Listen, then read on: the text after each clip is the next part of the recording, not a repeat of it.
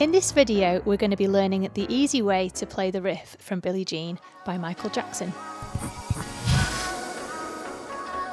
Let's start by finding C. First, find the two black notes in the middle of your piano, and then put your thumb on the white note to the left. This is C. You can then use your other fingers to be placed on the white notes next door. We've now got finger 2, finger 3, finger 4, and finger 5. In this song, we're just going to be using our 3 middle fingers, using finger 2, 3, and 4.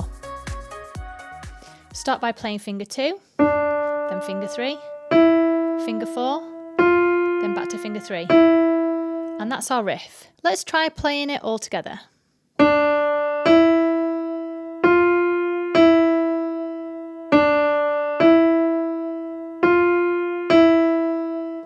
Now try playing it with me. I'll count you into 4. 1, 2, 3, 4. And again. 2 more times.